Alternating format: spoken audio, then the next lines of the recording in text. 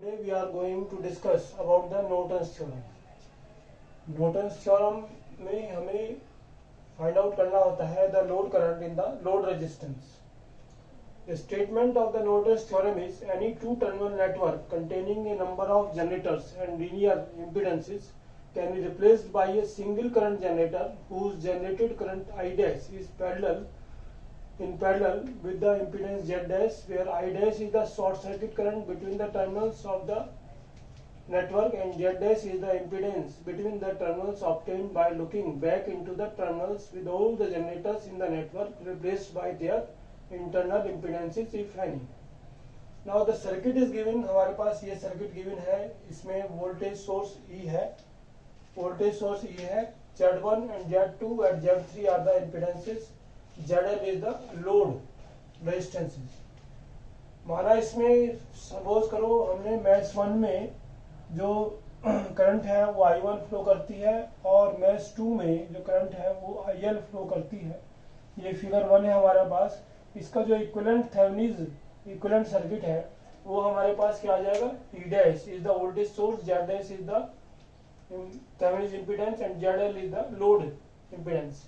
माना इसमें करंट जो है IL फ्लो करती है तो IL will be equal to E dash upon Z dash plus ZL. ये हमने पहले थेवेनिन थ्योरम में निकाला था. नाउ इसको अगर हम वोल्टेज सोर्स को कन्वर्ट कर दे करंट सोर्स में तो सर्किट जो है हमारे पास वो बन जाएगा I dash equal to E dash divide by Z dash. Z dash हमारे पास क्या है, इसमें एडमिटेंस बन जाएगा और ये हमारे पास करंट सोर्स और ये हमारे पास क्या है, लोड रेजिस्टेंस. तो ये हमारे पास जो करंट है इसमें IL वो तो हमारे पास आती थी थेवेनिन में E dash upon Z dash plus ZL. अगर हम शॉर्ट कर दें terminal A and B in figure 2 में, इसको शॉर्ट कर दें टर्मिनल A एंड तो I डैश जो है यानी कि इसको शॉर्ट कर दीजिए आप यहाँ पर, तो इसमें मान लिया I डैश करंट फ्लो करती है तो I dash will be equal to E dash upon Z dash आ जाएगी इसको शॉर्ट करने से खाली. ठीक है ना. तो ये हमारे पास जो है सर्किट जो है वो क्या बन जाएगा, ऐसे बन जाएगा. ये सर्किट हमारे पास ये बन जाएगा AB और ये Z डैश और ये E डैश. तो इसमें जो करंट है हमारे पास I डैश आ जाएगी और I डैश क्या है, E dash upon Z dash अगर शॉर्ट कर दें टर्मिनल को. Now the Norton's equivalent circuit, इसमें जो कि करंट सोर्स होता है उसमें और एडमिटेंस और लोड इंपेडेंस. तो IL डैश की जो वैल्यू है, ये करंट सोर्स की जो वैल्यू है क्या है हमारे पास E dash upon Z dash, ये Z डैश है. तो IL dash will be equal to क्या आ जाएगा हमारे पास, Z dash divide by Z dash plus ZL. जो थ्योरम हमने पहले लगाई थी उसी से लास्ट लेक्चर्स में. तो ये हमारे पास क्या आएगा, I डैश सोर्स है तो Z dash divide by Z dash plus ZL और I डैश किसके बराबर है, E dash upon Z dash के. तो हमारे पास IL dash will be equal to हमारे पास क्या आ जाएगा, E dash upon Z dash plus ZL और that will be equal to ये हमारे पास जो थेवेनिन थ्योरम में आई थी IL उसके इक्वल हो जाएगा. तो इसमें हमारे पास अगर हम लोड करंट की वैल्यू हमें निकालनी हो तो उसके लिए सबसे पहले 2 स्टेप हमें लेने होते हैं. नंबर 1 स्टेप जो है वो हम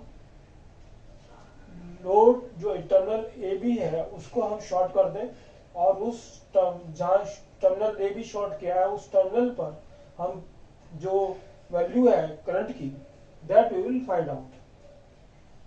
तो वो नॉर्टन्स इक्विवेलेंट करंट हो जाएगी हमारे पास. और दूसरा स्टेप है हमारे पास कि हम जो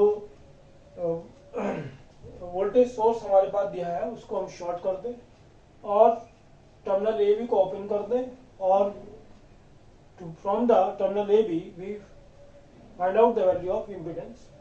तो वो इम्पीडेंस निकल जाएगा हमारे पास. I डैश जो करंट सोर्स की वैल्यू वो निकल जाएगी, उसको सर्किट में रख दीजिए और हमारे पास जो लोड करंट है वो हम निकाल सकते हैं.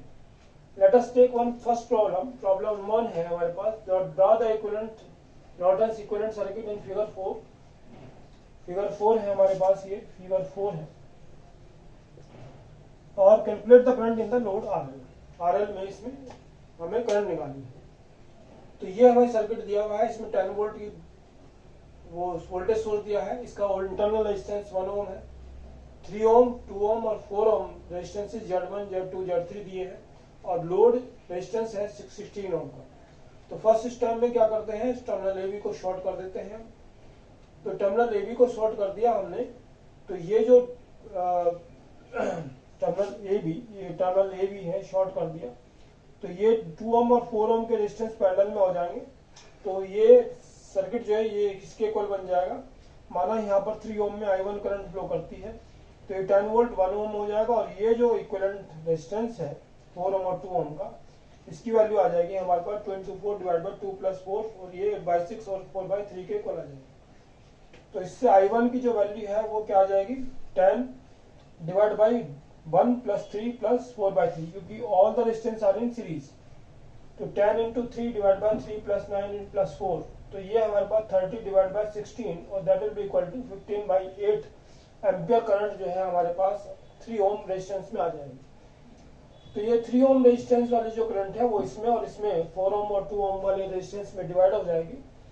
तो let I dash is the current flowing in the 2 ohm resistance और in the terminal A B जो शॉर्ट किया हमने। तो I dash will be equal to another resistance ले लेंगे आप, इसके पैरेलल में जो रेजिस्टेंस होगा 4 डिवाइड बाई 4 प्लस 2 इनटू जो करंट मेन करंट है I1। तो इसकी वैल्यू हमारे पास क्या आ जाएगी, 4/6 है ना, और ये हमारे पास 15/8 करंट है। ये हमारे पास जो I1 है निकाला है, ये रख दीजिए, 5/4 एम्पियर करंट हमारे पास आ जाएगा।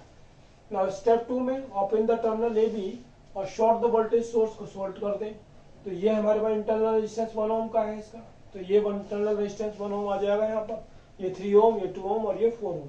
तो ये हमारे पास Z dash you have to see from here, ये दोनों सीरीज में हो जाएंगे, तो ये 4 ओम हो जाएगा, और ये 4 ओम और ये 2 ओम, 4 ओम ये जो है पैरेलल में हो जाएंगे, तो इसका आ जाएगा 16/8 यानी कि 2 ओम आ जाएगा, और ये 2 ओम का दोनों फिर सीरीज में हो जाएंगे, तो इसका रेजिस्टेंस जो है इंटरनल जो जेड डैश की वैल्यू है 2 + 2 हो जाएगी, दैट विल बी 4। तो सर्किट हमारे पास जो करंट सोर्स की वैल्यू है I डैश वो हमने निकाल ली 5/4 है।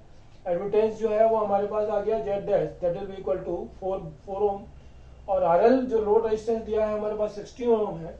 तो जो लोड करंट है IL हमारे पास ये है IL, यहाँ पर ये I डैश फ्लो करेगी, तो ये जो IL है वो किसके इक्वल हो जाएगी, this resistance divide by this plus this into this I dash.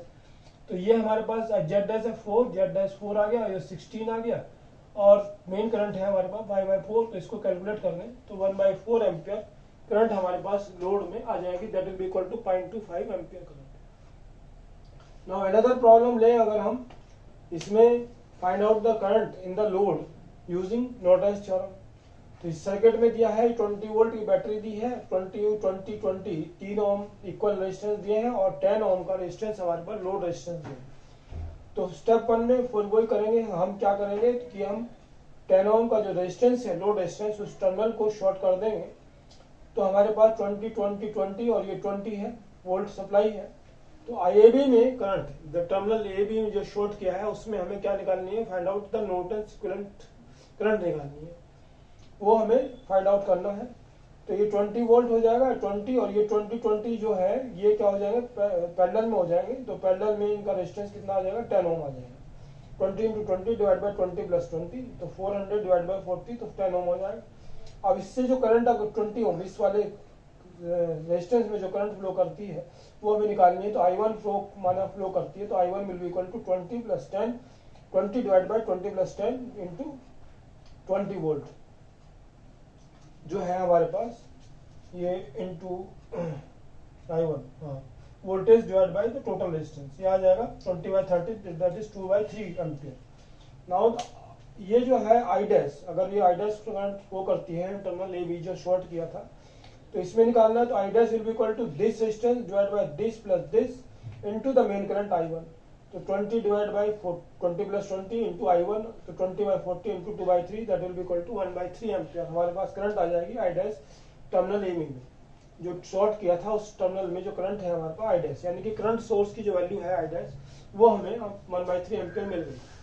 Now the voltage source जो 20 वोल्ट का है उसको शॉर्ट कर दीजिए। तो आप जो है ये देखिए, आप ये शॉर्ट शो कर दिया, टर्मिनल AB को ओपन कर दिया, तो हमारे पास जो इम्पीडेंस है जेड डैश वो हम फाइंड आउट कर लेंगे। तो ये 20 ओम और 20 ओम पैरेलल में हो जाएंगे, और ये 20 ओम सीरीज में से। तो ये हमारे पास 10 ओम आ जाएगा पैरेलल में करके, और ये 20 ओम, तो टोटल जो इम्पिडेंस है वो हमारे पास 20 + 10 दैट इज 30 ओम आ जाएगा। और सर्किट जो हमारे पास बन जाएगा वो क्या बन जाएगा, ये नॉर्टन्स इक्विवेलेंट सर्किट हमारे पास बन जाएगा। I डैश करंट सोर्स हो जाएगा, ये एडमिटेंस हो जाएगा, और ये हमारे पास लोड। तो ये हमारे पास जो वैल्यू है इन द लोड करंट जो हमें निकालनी है IL will be equal to क्या हो जाएगा, this value of resistance Z dash plus RL divide by multiplied by I dash. तो 30 डिवाइड बाई 30 + 10 इंटू I डैश है 1/3। तो ये हमारे पास 1/3 से मल्टीप्लाई करके हमारे पास क्या आ जाएगा 0.25 जो है एम्पियर की करंट हमारे पास लोड में आ जाएगी। ठीक है, now this circuit we can make another problems. और प्रॉब्लम अगर हम कंसीडर करें अनदर प्रॉब्लम, तो प्रॉब्लम जो होमवर्क है प्रॉब्लम हम देते हैं इसमें कि let the E dash value है फिगर 1 में जो सर्किट है उसमें ई डैश की वैल्यू हमारे पास मान लिया 50 वोल्ट है, Z1 है हमारे पास 10 ओम, Z2 है 20 ओम, और Z3 है 30 ओम, और Z4 है हमारे पास 60 ओम। तो फाइंड ये ZL है, ZL। तो find out the current in the ZL by the Norton's equivalent circuit, that will be your home assignment. आप इसको करिए जैसे हमने इसमें स्टेप 1 और स्टेप 2 लेके किया है। स्टेप 1 में हम टर्मिनल AB को शॉर्ट कर देंगे, तो टर्मिनल AB को शॉर्ट करने से क्या होगा कि find out the current find out कर लेंगे टर्मिनल AB के थ्रू जो करंट वो करती है। सेकेंड स्टेप में वोल्टेज सोर्स जो दिया है उसको शॉर्ट कर दीजिए, और from the terminal AB you find out the impedance, वो Z डैश हो जाएगा। फिर नॉर्टन्स इक्विवेलेंट सर्किट बना लीजिए, और फिर आप लोड कनेक्ट करने के बाद AB पर एक भी टर्मिनल पर लोड कनेक्ट करने के बाद लोड रेजिस्टेंस में, लोड इम्पिडेंस में या रेजिस्टेंस में जो हमारे पास वैल्यू है वह आएगी करंट की, वो क्या हो जाएगी, लोड करंट हो जाएगी। इस तरह से हम इस तरह के प्रॉब्लम्स कर सकते हैं। Thank you.